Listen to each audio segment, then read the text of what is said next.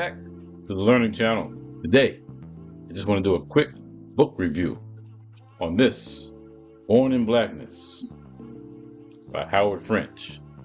Africa, Africans, and the Making of the Modern World, 1471 to the Second World War. So we're going to flow with a couple of books that relate to what this author is talking about. But again, not reading, not going to understand. Got to know the enemy. So let's go ahead and dive into this. So, why is he writing this? So, he is from Virginia. Has family ties on his wife's side to Ghana. So, he's a journalist, traveled the world. Well, he's saying the first impetus for the Age of Discovery was not Europe's yearning for ties with Asia, as so many of us have been taught in grade school. I'm get to that because I was taught that, hey, they couldn't go across Asia because someone was like getting them, like Genghis Khan. Genghis Khan was the man.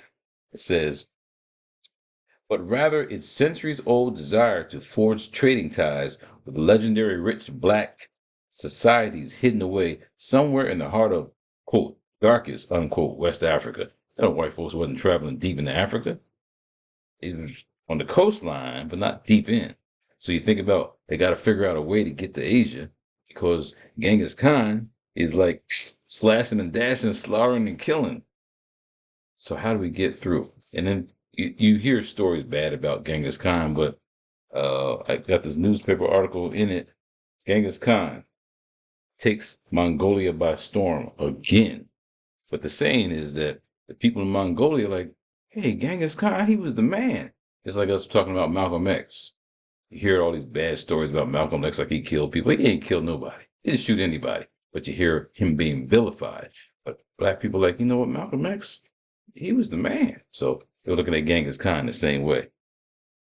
So when you think about how the author is saying that the European was looking at this black gold, that's what they were looking at. It wasn't so much the gold itself, the material, all that was the first impetus. You see, you got Mansa Musa on the front here, taking that gold, going to places like Cairo, a 3,500-mile journey from the west coast to Cairo. And people heard somebody got this gold, and they keep on just throwing it out there. What? So that's when the Europeans got the desire to go for the African people and take them as prisoners or captives. As I'm reading this, the author talks about Djenne, Djenne, and think about Mali, Songhai, Timbuktu. Think about an author like our good brother Robinson, Journey of the Songhai People. He talks about Mali, Songhai, Djenne, and all these places that were like the heart of Africa during the time. But these people were in communication with the Han Dynasty over in China. This is around the 200, like 202, 220 BC. My goodness. So African people communicating with Asians all the way across the lands. So definitely get Journey of the Songhai People to go along with Brother French's book, Born in Blackness. Now, I like this because it also reminds me of, if you ever read There's a River by Vincent Harding. There's a River, The Black Struggle for Freedom in America. This book reads like that. So on your top of your list, you get this book, and also you heard of Howard Zinn, A People's History of the United States. So this book, more contemporary, reads like There's a River and Howard Zinn's People's History. So he talks about Abu Bakr and Mansa Musa. And they had this gold. And so that's what the European was thinking about. So material. But they started to then focus on the black gold because the people who were human trafficked and used as cargo and used to be like mules to take care of the European enterprise. That was why the slave, what do you call it? The so-called trade. Can't even call it trade. Can't call stick up a trade. Supposed to be having equal access to something you give, I get, but we're taking people. We can't call that trade. So we don't be disillusioned with that kind of work. So I'm not gonna bore you with reading through passages, but as I relate this to other books, he has five parts that he breaks down the book. 5 parts and actually 38 chapters. Took me a while to read this, but you'll enjoy every page because it's like thorough history. Part 1, the discovery of Africa. Part 2, the essential pivot, away from the mines and the gold to the people. And then part 3, the scramble for Africans. Part 4, the wages of the Python gods. I was just speaking about how the tentacles of the Dutch and the Holland, the Germans and the British and all these people, the tentacles of this European empire extracting people. And then lastly, the Black Atlantic and the world made new. So trying to take us to a point of the gift of Black people to the world, but explaining it from a point of not retribution, but how do we now excel and understand that all these things that have happened in the past happened for a reason. He talks about arms manufacturing. They weren't going to allow us to have the guns. The people in Benin were like, look, we're capturing our Black people, giving them to you as slaves, but what do we get in return? Hey, let's give us some cannons. Europeans said you ain't get no cannons. They don't want you fighting back. They don't want you shooting at them. You think about us in that context of shooting back. Robert Williams, Monroe, North Carolina, Negroes with Guns. Check out the documentary on him. Talking about shooting back. A brother named Akmiele Yamoji, Georgia State University, wrote a book called We Will Shoot Back. Armed Resistance in the Mississippi Freedom Movement. You got Nicholas Johnson wrote a book called Negroes and the Gun, The Black Tradition of Arms. And then you have the Deacons for Defense, Armed Resistance and the Civil Rights Movement. You might see a movie starring Forrest Whitaker called The Deacons for Defense. True stories. So when you start firing back, shooting back, it changes the game. So French is explaining to us that the arms race. Imagine if Black people were able to have weapons back then. If they knew how to manufacture that, they could have shot off and kept off and maintained. But you can't fight a gun with spears and a shield made of animal leather, animal skin. It's not going to happen. Eventually, the white man came in there with a Gatling gun, a machine gun, wipe people out. But if we were able to manufacture guns, that's not really the thought process, but if we were able to manufacture guns, guess what? We would be able to resist a little bit better. So you speak about resistance, the author talks a lot about that throughout the book. Resistance. Because sometimes think that people didn't do anything. Talks about people on the slave ship. They leaped from rock. Well, actually, on a slave ship when they were actually battling these Europeans that were coming into Africa. They leaped from rock to rock, barefooted like goats, and clear jumps of incredible width. They throw stones accurately and powerfully so that they can hit whatever they wish. They have such strong arms that with a few blows they can shatter a shield in pieces. I conclude that this is the most dexterous and nimble race in the world. This is George Washington and some of his fighters trying to deal with these Africans and try to ward them off. Can't act like we just let them walk all over us. Nah, we fought. So speaking of fighting, so he says here on page 61, he talks about, so Henry the Navigator, Prince Henry the Navigator was not a good guy for us. I think it was Portuguese. He sailed he lived from 1394 to 1460. So Prince Henry or his Spanish rivals so desperately desired to control the Canary Islands, they, sailed the seas.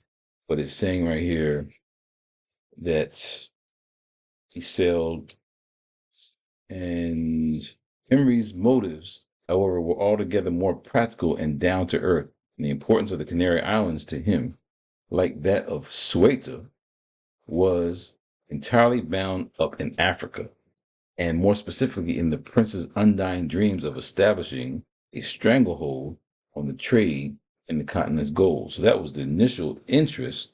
But then notice that it was like the people. And that's why we say you got to look at the dynamic of that time period where the Moors were there from 711 to 1492 in Spain, Portugal, and that area of Europe.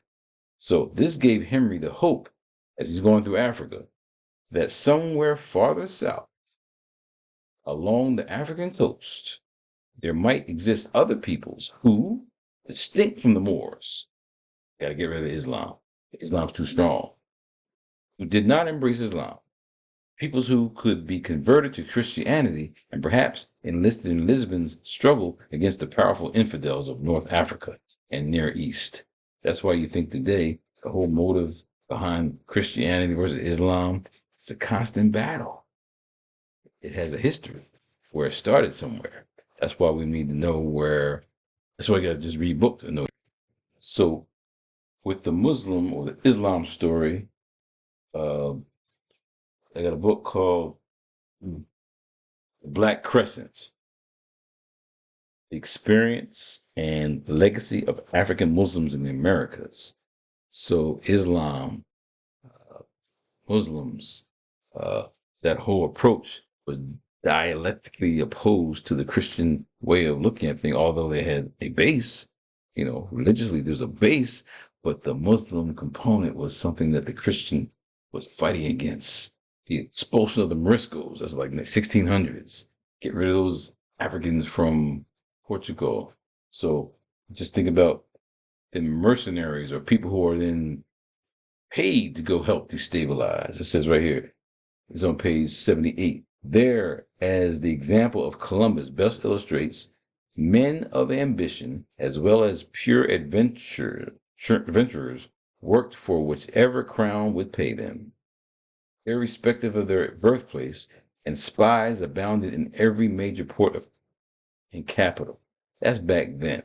You think about now, and when they killed Lumumba in the Congo, there were mercenaries that were doing that. Mercenaries. You think about these so-called Black Rock over there in Africa, in places in the so-called Middle East, this Black Rock group from the United States, they're mercenaries. So that happens all the time. You have mercenaries going down to South Africa, trying to dispel those Africans from their land. So mercenaries are a problem, but it's just interesting how the mercenaries started way back then when you think about it. Author also talks about the church, how the church sanctioned control of sub-Saharan Africa. Catholicism was a problem. So the church was trying to make people passive. Make them passive, you can control them. This is one piece right here. It says on page 94. There were also complaints that the high ground where the Portuguese had begun their work was sacred terrain for the Africans. Amid inflamed tempers, a violent skirmish broke out with injuries on both sides. The Europeans were forced to scramble into their landing craft and regain their ships. So basically, even though they had these ships and they were going to Africa, it wasn't like African people weren't fighting back. If you're actually on the coast, those waves are strong. You can't stay on the coast. You have to be out there in the sea where it's more calm, and you take another boat to come on inland. That's why that whole slave trade and what was going on in extracting people was a devastating experience. And this devastating experience was just explaining that, look, this is a war on black people. A war. It's 2025. It's still a war. You're not reading the books, you don't know it's a war. You're asleep, getting caught up and not knowing. Look, wealth in people versus wealth in things, chapter 9. It was the blackness of Africans that offered the convenient rationale for a categorical difference from whites. Because now white people had slavery, Yugoslavia, Czechoslovakia, they had slavery. There was slavery going on in Africa, so they say, it wasn't chattel slavery that the European was creating doing here. Something that became a prime justification for a new and soon to be dramatic expansion of slavery. Here, too, in this very same essentialization or categorical thinking, lay the origins of modern racism. You can really distinguish how you want to make a slave by dealing with color rather than dealing with just people and their culture. But the color, the blackness, born in blackness, is the blackness that was being attacked. So we got to understand that this identity issue of who we are, we now running from blackness, scared about blackness. But no, blackness is very key for us as a people. Listen to this. Also, think about the sale of guns. Higher demand for slaves then led in turn to the supply of vastly greater quantities and variety of trade goods, eventually including the sale of guns, especially by the Dutch and English in the 17th century. This, as we will see, fueled widespread political violence and instability in the region, which proved more effective than anything else in generating a new market for slaves. Oh, I'm going to give those people some slaves. Oh, I'm going to give those people some guns. We're going to get those slaves. Oh, let's now give them bigger guns. It's a game. It goes on today. You think about the black communities in Chicago and Atlanta and Philly. They're not mad. Those kids ain't manufacturing those guns. So where are they coming from? Right. Planted, put in there, creating disruption for the people. And then some of those guns, cops take them, then they resell them. They need some money because cops ain't making no money. So this whole gun and the sales becomes problematic. Listen to this. Here it should be emphasized because if we're talking about Africans capturing Africans for Europeans to be extracted and taken away, and those Africans who captured them Africans really didn't know what the European was going to do. And the people who were then taken, they don't know where they're going. It's like, oh, this white ashy devil's taking me. What's going on? They're going to eat me. They don't know what's happening. So it's all mysterious. But here it should be emphasized that up until this time, the people of this continent had little notion of a collective identity of themselves as being African. So there really wasn't like a Pan-African thought back then. There's 54 countries now because of what the Europeans split up and divided up and created, but that large continent, not everybody was thinking on the same level. We got to put that in perspective, that this issue of Pan-Africanism is really a new term. So Pan-Africanism really relates to it wherever you may be in the diaspora, you're an African. Back in the day, this is page 134, George Washington, as a young guy, 20 years old, traveling to Barbados. Yeah, down in the Caribbean. Barbados, Jamaica, Haiti, all those were like the crops, places where the money was made for the European empire. Take them crops there from them slaves, take it to Europe, take it to America, and make money. So we look at all these big enterprises or schools, Harvard, Princeton, all those slave money built by slaves and basically off of slave labor. But check this out. So George Washington knew what was going on. He had dipping and dabbing in some African woman, and there's some Washington's got that family line, just like Jefferson did too. But he saw what was going on in Barbados. As a slave owner himself, first by inheritance from the age of 11. The most glaring part of his omission was the failure of America's future first president to remark upon one of the most common barbarian sights of that era: the rotting heads of rebellious slaves erected on sharpened spikes at busy crossroads, bloody emblems of a regime of plantation terror and mortal warning to would-be rebels. And there's a good book by Ibrahim X. Kendi called Stamped from the Beginning. He talks about really Jefferson as one of the components, not so much Washington, but Washington, like I said, so-called founding father. He's slave owner. Thomas Jefferson, he met Count Volney. Count Volney wrote Ruins of Empire. That down there. Ruins of Empires. Frenchman over there in Africa seeing the gigantic Sphinx and the big black nose and said, my goodness, those are African people. They're not uncivilized. Jefferson knew that.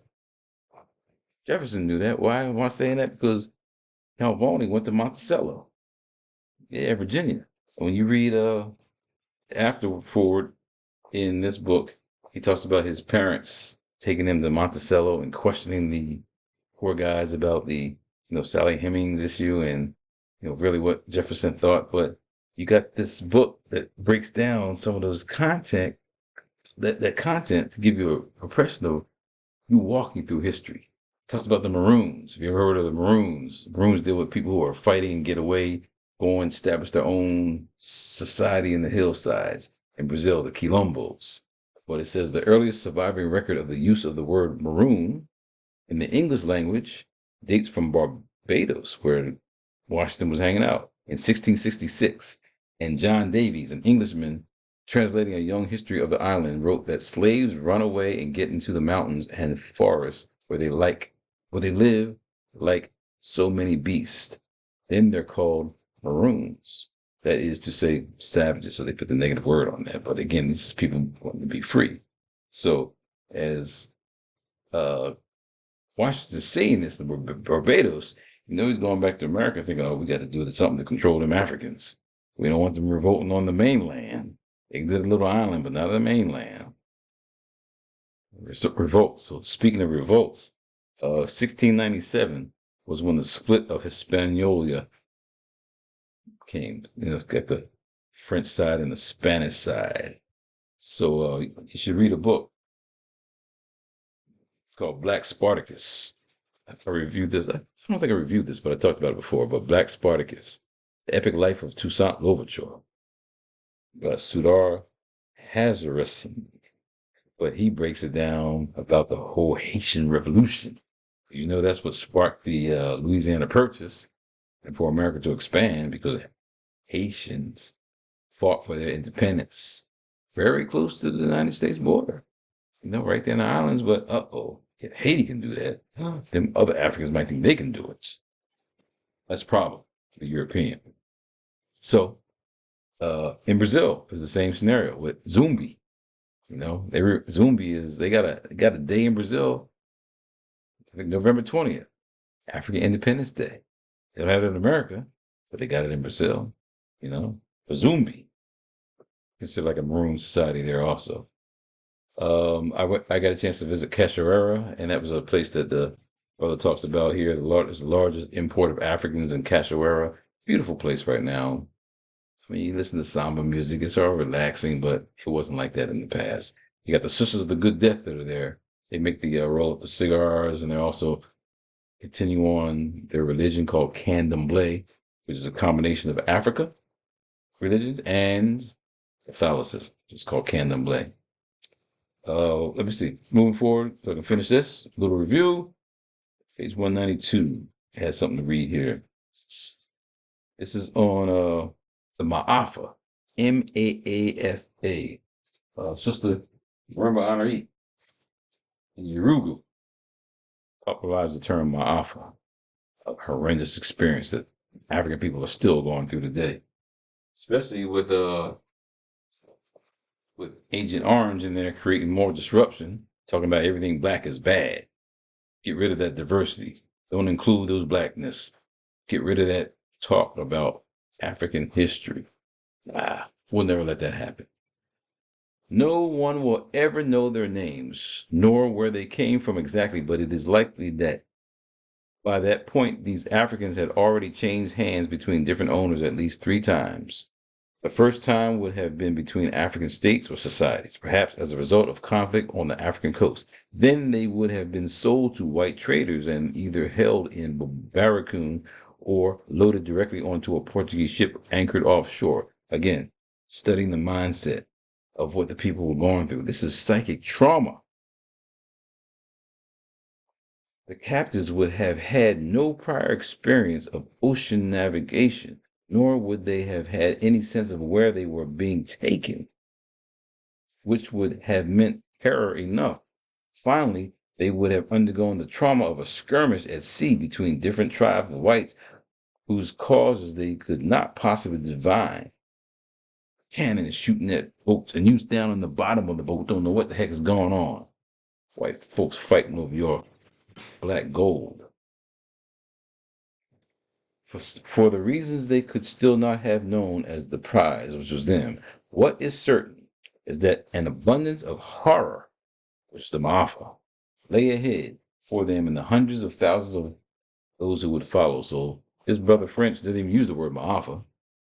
But as a journalist, he's not talking about that, but we're still experiencing something we call today in Black psychology as the Ma'afa. So the Ma'afa created disruption. And here's something to kind of look at. This there was no Pan-Africanism really from the beginning. Just people, tribes, cultures, conflicts like everybody else has conflicts, but this Pan-Africanism from the Congo to South Africa to up to the Algeria, so the current names, all over Africa. We can't say like they were just so collectively, we are united. Here it says, the brother says, almost none had any picture of the purposes to which Africans were being put into the New World. Little synthetic or unified sense of African identity existed. Because of this, there was no reason to assume any common sense of intra-African solidarity, certainly nothing akin to the shared identity that Africans and members of the African diaspora widely celebrate today. So we can't always act like there was like this unity. Today, we must, because you have a common enemy that attacked you, destroyed your culture. And again, if you don't understand that, you will continually be controlled and manipulated. So guns, weapons. It says the Atlantic. So this is a quote by someone who was historian John Thornton writes. This is back in I think 1600s. It says, slavery was widespread in Atlantic Africa because slaves were the only form of private revenue producing property recognized in African law. By contrast, in European legal systems, land was the primary form of private revenue producing property, and slavery was relatively minor. But it became a major source. But some of those people, they got, what do you call it? Insurance on the slave ships. Well, if that cargo goes under, I want my money back. See, he wasn't nothing but a commodity. He wasn't a human being, wasn't a person. So this revenue generating experience by getting people and cargo, it generated a whole new way of obtaining money. So since the Europeans' mindset was material oriented, it's only about things and getting, not people and respecting them. The historian Toby Green observed, quote, the European factors along the coast noted that wars made gold scarce, but Negroes plenty. And to encourage a continuous flow of slaves, the sale of firearms was stepped up. America today, Second Amendment, guns, the right to bear arms. White people love that. But black people get it? Ooh, gotta change the laws. Oh, people scared when black people start carrying guns for protection. So the game changes. Look at this. Historically, Europeans had once been reluctant to sell guns to Africans, naturally enough, fearing that they could be turned against them. Strategies for mitigating such a risk were not long in coming, though. The English and others took to selling low quality or used or cosmetically refurbished firearms in African markets, guns of dubious reliability whose average lifespan may not have even exceeded 1 year. You can't expect the enemy to weaponize you and give you something to fight against them. So it's the same thing today. That's why you got to look at the enemy of your friend. The friend of your enemy is your enemy. No, the enemy of your friends is your friend. Bottom line is you got to look at, not everybody's going to be on your side. So even though you think about America and talking about guns, guess what? America got the AK-47. Russia got the Kalashnikovs, two opposing weapons. If America's not going to give you the AK-47 to help you out, guess what? You might have to go somewhere else to get your gun to help protect yourself. So we got to deal with the issue of how Cuba and places in the African continent that were seeking independence, they're going to go where people want to support them. If you're not going to give them weapons, you can't fight back. So we have to be in that position to be able to fight back. So speaking of fighting back, so Benin, Benin, like where the common like area where Nigeria is, and then today's a state. Benin had initially refused to sell males to the Portuguese and then shut down the trade in slaves with them altogether after Lisbon balked at the idea of selling it cannons unless and until the West African kingdom could prove its Christian bona fides. They wouldn't give them cannons. They wouldn't give them cannons. They ain't shooting back and give them niggas cannons because they might shoot back at us. So we got to put that in perspective that, again, they're focused on control. You fast forward to that control, what happened in 1884? The Berlin Conference. That's what I'm talking about, the scramble for Africa. What does the author say? The existence of 54 countries, many of them tiny, with haphazard borders drawn solely according to the whims of imperial Europe, constitutes a severe burden that the people of the continent now seem condemned to carry indefinitely into the future. So you now got landlocked countries that were the least developed. All that's changed now. Chad, Mali, Niger, Burkina Faso, landlocked in the Sahel region, they waking up. Told the French to get out. So you now got changes that are happening with African people who were in locked states, but now they got to create some roads, create some commerce, and create some changes. And guess what? Change is going to come. Like Sam Cooke saying that, right? I know change is going to come. Check this out. This is on epigenetics. This is some pretty heavy stuff right here, because it says trust. How do you trust somebody that sold you? Family memory. You sold me up the river. You sold me away to some people. I'm never coming back to my. How do you have trust? It talks about this author named, or political scientist named Nathan Nunn, and his associate, a guy named Leonard Wantchikin. Leonard Wantchikin and Nunn did some research together, and they looked at lasting erosion of social trust. And they were studying in their research project how people couldn't work together anymore. I mean, this is now 2025, and the remnants of this still exist. So when we say exist, so French is talking about that in this book here, in the chapter called "People Scattered and the Continent Drained." And then I have another book I found called "The Invisible History of the Human Race" by Christine Keneally. So as a scientist, he's looking at how our DNA and history shape our identities and our futures. Check this out. She's reporting on their work, that is Nunn and Wantchikin, and she's saying that they had this survey called the Afrobarometer, a survey project that measures public attitudes. Check this out. But it was clear that the case that the groups that were most exposed to the slave trade over 100 years were also the groups with the lowest levels of trust today. People who automatically distrusted others were probably more likely to do well, or at least to not be enslaved. Wariness would also have been a smart strategy to teach the next generation. Psychologically, epigenetically, slavery just messed up a whole bunch of people. You start to see why we sometimes don't work together, because of the extension of, I can't trust you. You sold me. I can't trust you. You have my back.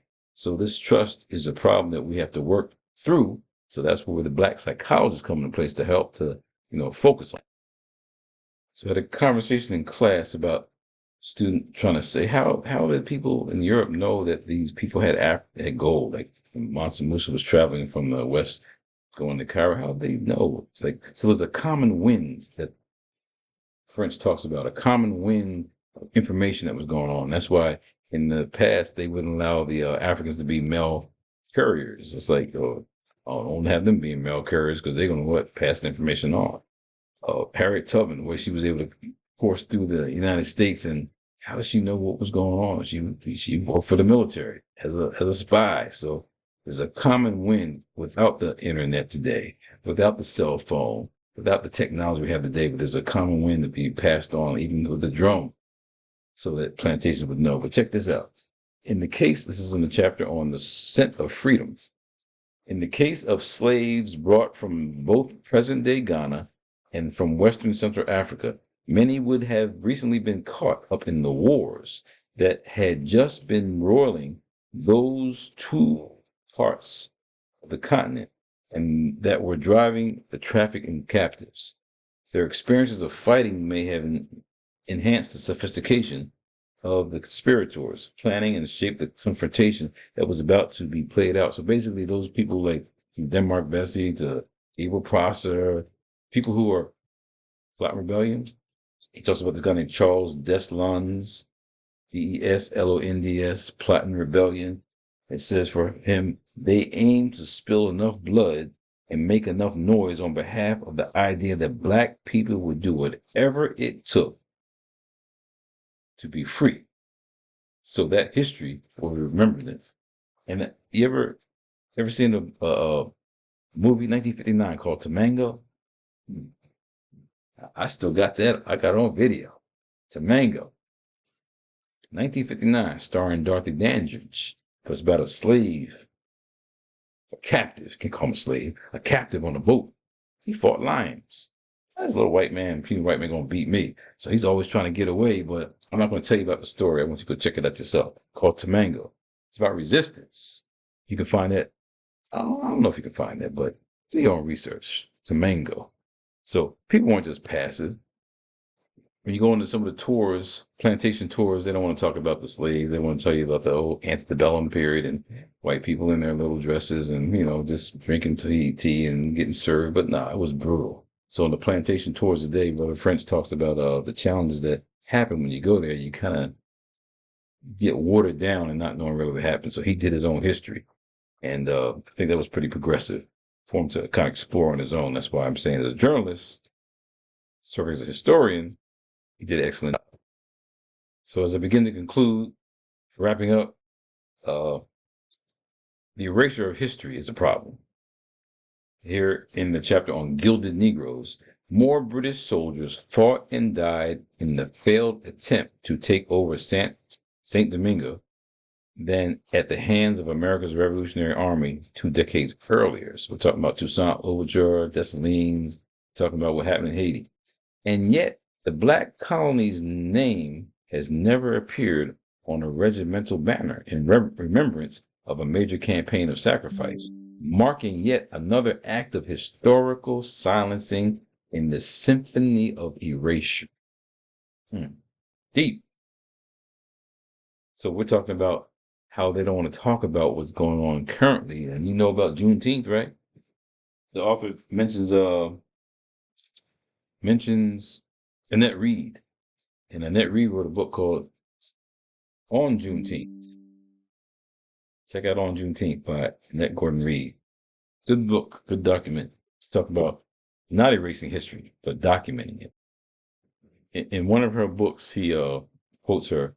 It says, as Gordon Reed observes, quote, instead, poor whites, encouraged by the policies of the elites, took refuge in their whiteness and in the dream that one day they, too, could become slave owners, unquote, in the western parts of the country that were just opening up.